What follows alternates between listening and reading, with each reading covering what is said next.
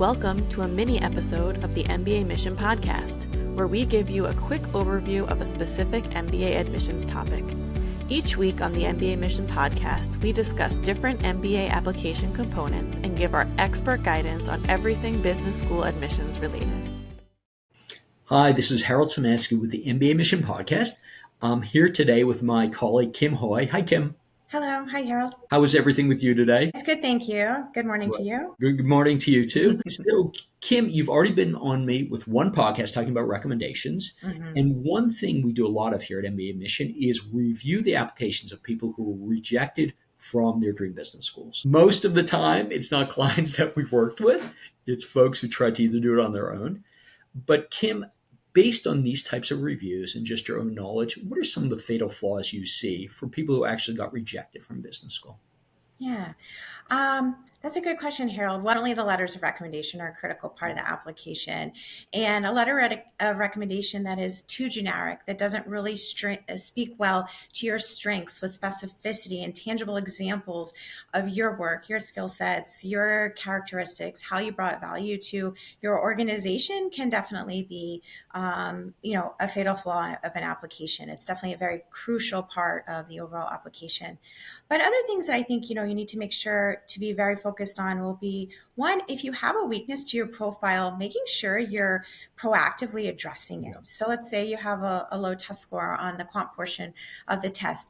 Providing the admissions committee mitigating factors to give them confidence in your ability to be successful with the rigor of that core business school curriculum. So maybe it's elements of your academic career with your major, or your academic, experience with your major in college, and maybe some specific classes that you took. Maybe it's supplemental coursework that you took that can help give them confidence. Maybe HBS Core, MBA Math.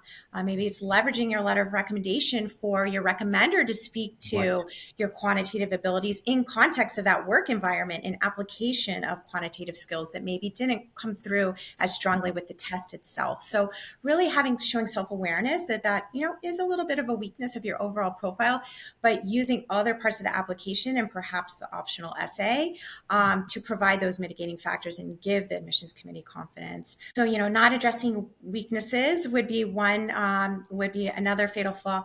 I think as well, when I look at people's resumes, which is a very important snapshot of you and very much a reference tool for the admissions committee, not focusing your professional bullet points on your results and achievements, outlining what your responsibilities were, which you can do elsewhere in the application with the detailed work history section.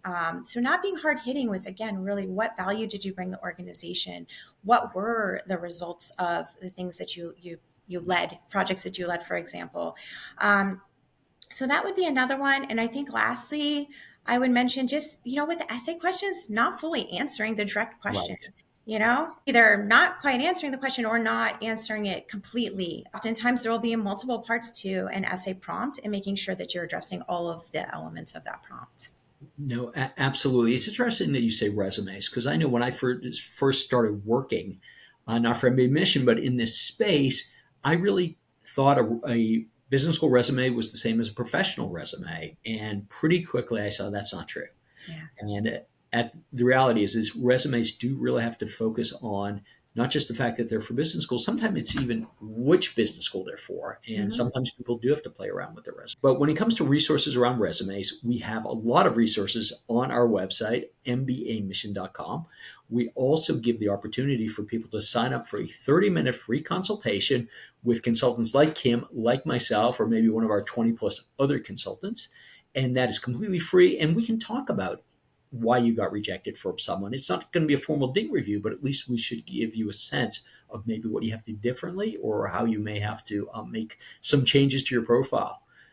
And Harold, I'll bring in one last point. One other fatal flaw, thinking about your career goals that just do not make sense based on your background, et cetera. So it is critical you really think through those career goals, that you can connect the dots, and that you have a logical story, which absolutely does not mean you can't make a career pivot. I personally made a significant career pivot myself, but you need to have that story as to why and how you envision being successful leveraging the MBA. That's really terrific. A very good point, Kim.